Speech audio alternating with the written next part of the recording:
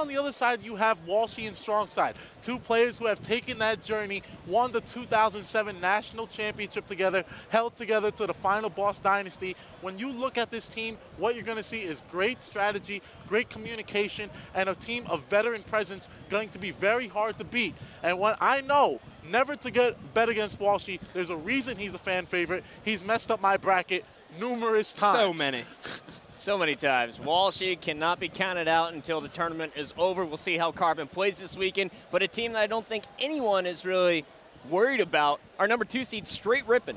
And they should be worried about this team, Chris. Straight Rippin picked up the 2009 best overall player in Hines. Now, the beauty with this pickup, besides the fact that he's the 2009 best overall player, he fits the exact same playing style as Elamite, so this team doesn't even have to adjust their playing style. The only difference is Hines does it better. We're going to see Snipedown become a dominant slayer like he was back in 2008. Yeah, he was good in 2009, but he could have been better.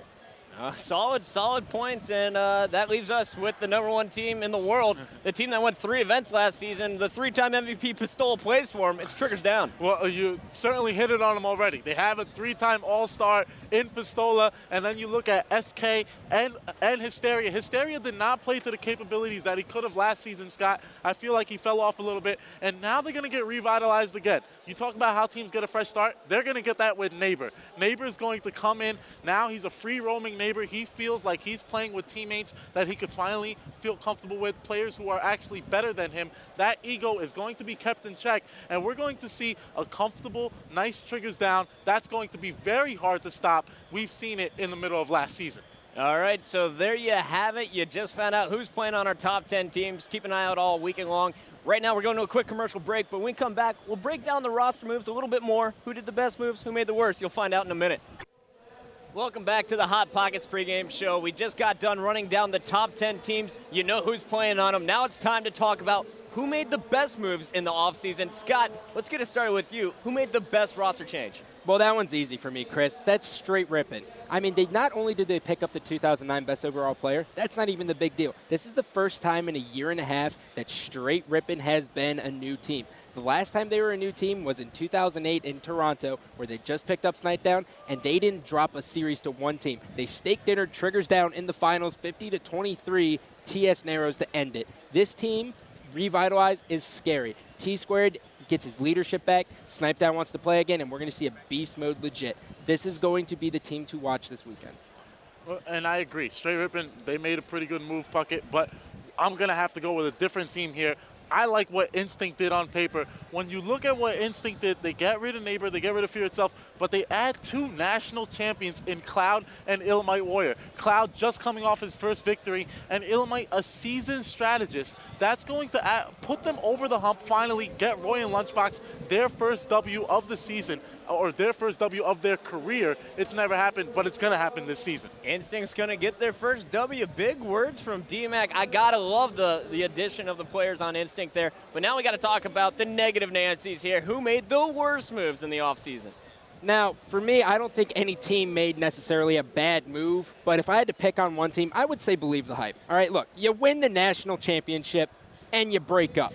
You just win 100 grand as a team. How are you going to break up? Oh, so maybe you have a little argument. There's no I in team. You can settle that difference. You just won 100 grand. There's a reason you guys are the best team. You stick together. You work out the little kinks, and you come to the opener, and you prove that you're the best. You just don't break up. It doesn't make sense to me. Oh, Scott's hating on the breakup. It didn't make sense to me, but hey, I like the new BTH team. I like where Cloud's at, and everyone seems to be happy. Let's move on. D-Mac, who made the worst move in your opinion? Well, I'm not going to agree with Scott. There were teams that made bad moves, and when you look at Carbon, they were a prime example.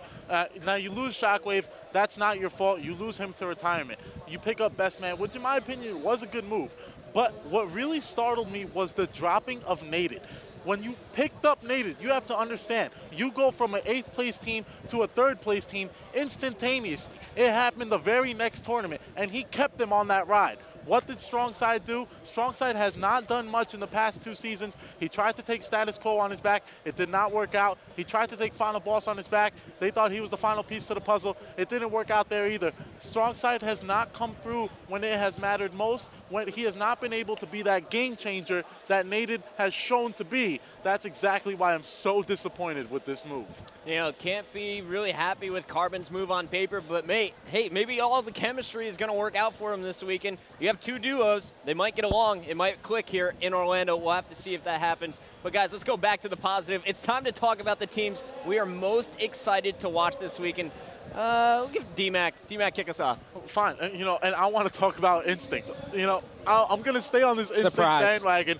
Look what they did, though. They add Cloud, and now they have Clutch. Or, no, I'm sorry. They add Cloud and Illimite Warrior. I got tucked up. And really what they do here, you add 2 national champions. You try to take Roy and Lunchbox over that hump. They're not going to be surrounded around Neighbor anymore. Now they're going to be able to be more of a complete team, play a different style, play Halo 3 the way it's supposed to be played. And that's what's going to really change about this Instinct squad. You know, talking to Lunchbox on the phone, he said that this Instinct squad right now is the most comfortable he's ever felt playing with any teammate. So it looks like Instinct is playing pretty well. The land scores show it. Scott, I know you're watching a completely different team, though. Who are you looking out for this weekend? You know I just said Straight Rippin's the team to watch this weekend, but that they're expected to be that. I'm looking at Final Boss. We may see the rebirth of Final Boss this weekend. Ogre 2 is one of the best players in every Halo for a reason. It's only a matter of time before he takes the game over, and that's what he's going to do on this team. He's got a practice squad. Fear itself, we've seen him bounce back from team to team, but now he's on a comfortable team on this Final Boss squad, and I expect big things out of him. D-Mac, you're going with Instinct. Scott, you're watching Final Boss. I'm watching Believe the Hype this weekend. I have to say, watching them at the National Championships, I was blown away by the amount of skill I saw out of Demon D and Maniac. Their aggressive play style is what works in Halo 3. I expect them to pull off some upsets this weekend and throughout the season because they added the second half of Dynasty, 2 of the best support players in the game, and Destin and a pure gangster. I think this team will just overpower and overswarm their opponents as we saw them do in round 1 right here on the main stage earlier tonight. I think Believe the Hype is going to be the team to look out for if you're looking for upsets and possibly a top 3 finish. Yeah, I said it. All right, guys, well, that's going to do it for our teams to watch, but let's dig in a little bit deeper with the players we're watching specifically. Who wants to take this one? I'm staying on the bandwagon, and I am still going to go with Cloud from Instinct. What I really want to see from Cloud this event is how free Cloud plays. He's in a different situation. He's no longer the captain of Believe the Hype, but now he is a main slayer in a different, on a different team. When you look at Cloud, he's going to be able to get all the power weapons. He's going to be able to free roam, do whatever he wants. That's what's really going to excite me. That's why I want to watch Cloud so bad. And Scott, you know, we all picked players that were on the teams to watch. You're picking a player from Final Boss, and it's not Ogre 2. Who are you watching this weekend? I'm watching Fear itself this weekend, Chris, and I'll tell you why. Throughout the entire course of Halo 3, he has bounced back from every team. He's gone from Triggers down to Instinct to Final Boss to Instinct to Final Boss. The problem with all those teams were they weren't dedicated enough and they couldn't get the practice in. Now, with the addition of Tots on Final Boss is the most prepared team going into this event, and I expect Fear itself to do huge things. Tots, from what I hear, Tots brings out the best in Fear itself, and they don't even call it assisting Fear itself, they call it feeding him.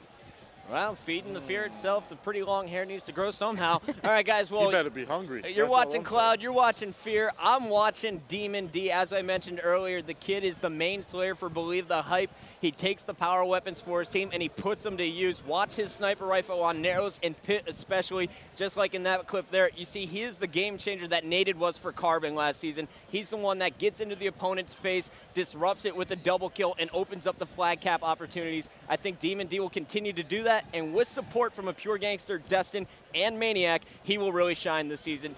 Demon D is my player to watch for Orlando, but he's not the only player I'm watching. I'm also looking out for a player that we saw at the Nashville Combine, the Doritos Pro Gaming Combine, and that's a really good noob. I saw this kid in the first round of free-for-all and immediately went up to him, slapped him with an evaluation sticker. He went on to go into the finals of the free-for-all, Scott, and also win the event with his team Adrenaline Rush. Now, you know, this kid was full of talent. I was extremely impressed that we found this guy. I mean, literally, his playstyle was more unique than I've ever seen. It was like watching Pistola from Halo 2 and Free For All. He was very fluent, never really hesitated, and actually helped his team out a lot, which you don't see from a lot of good FFA players. That's why I enjoyed him so much. He's got a lot of potential, and I see him rising.